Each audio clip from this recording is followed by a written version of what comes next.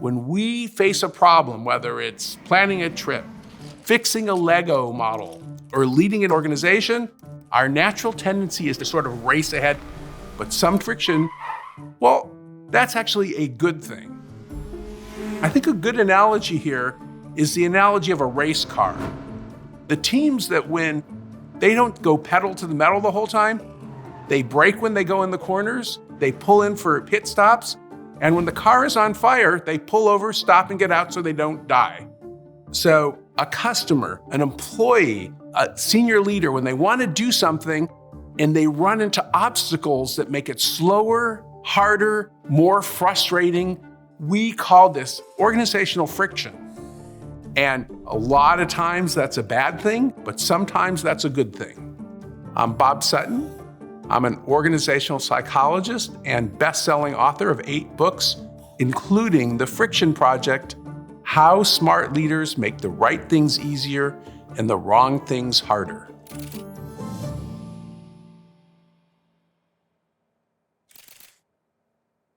One thing that we emphasize in our research and in the book, The Friction Project, is it the right or wrong thing to do? And it's ridiculously simple, which is that if it's the right thing to do, I don't know, paying a bill, getting reimbursed for a travel expense, then it's the right thing to do. It should be easy and it should happen fast and be frictionless.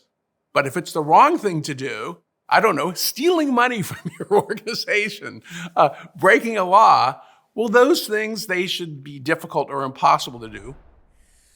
So a good example of constructive friction is Elizabeth Holmes, then CEO of Theranos. She did some unlawful things trying to sell a blood testing device that didn't work.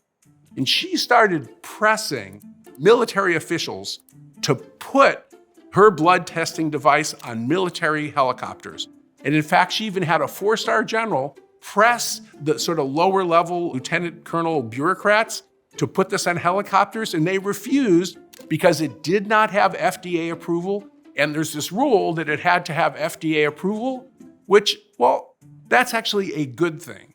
And an interesting contrasting example to Elizabeth Holmes is a company in San Francisco called Sequel, which has reinvented the modern tampon.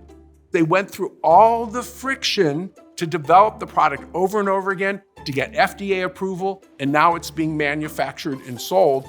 And to me, that's a good example of constructive friction.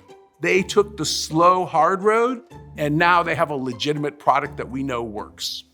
In the name of full disclosure, I just invested $25,000 in their company. I may or may not get it back, but I couldn't resist. Anyway. A friction fixer is someone who is obsessed and focused on making the right things easier and the wrong things harder, and they see themselves as trustees of others' time. They're constantly aware of how the big and little decisions they make waste people's time, maybe are a good use of people's time. And a good example of this, I took a visit to the Department of Motor Vehicles office. So I get there at 7:30 in the morning. There's a long line. There's 60 people in front of me. It's like, I know what I'm going to be doing all day. But at 7:45, this wonderful gentleman walks out, asks each of us why we're there. Some people he sends away because you can't get a passport at the California DMV. Others of us, like me, he gave a form to fill out, told us what line to get in, and I expected I would spend 3 hours going through the process. I was out of the office at 8:20 in a state of shock that a visit to the Department of Motor Vehicles was one of the lowest friction experiences I had, and it was in large part because of that gentleman who went down the line, showed respect for our time, and helped us navigate quickly through the process. And yes, just because you aren't at the top of the pecking order doesn't excuse you from being a trustee of others' time. One of the things that we think that good friction fixers do is they're skilled at diagnosing what ought to be hard and what ought to be easy. And there's 2 questions that great friction fixers ask. The first one, do I know what the heck I'm doing? In many situations, It's great to think fast and be on automatic pilot, but when we're in a cognitive minefield, when things are falling apart, maybe you should sort of stop yourself and just do nothing. A good example of this is Google Glass, which was a computer meets your eyeglasses.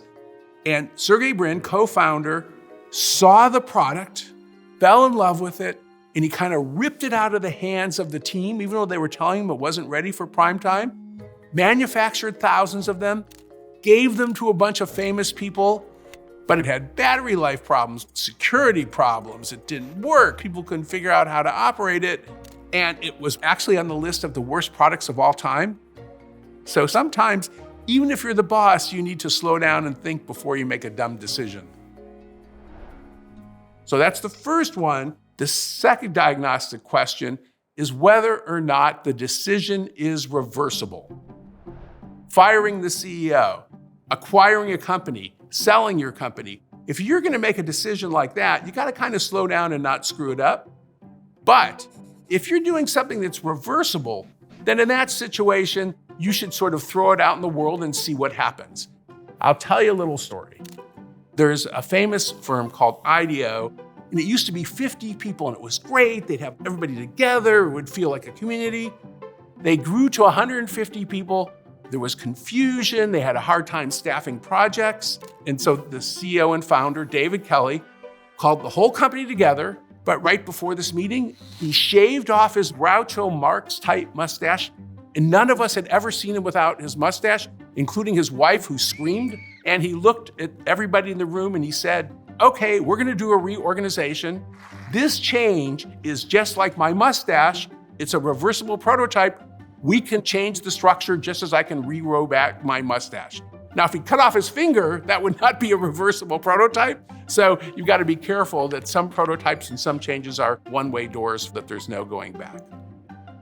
Get smarter, faster with videos from the world's biggest thinkers. To learn even more from the world's biggest thinkers, get Big Think Plus for your business.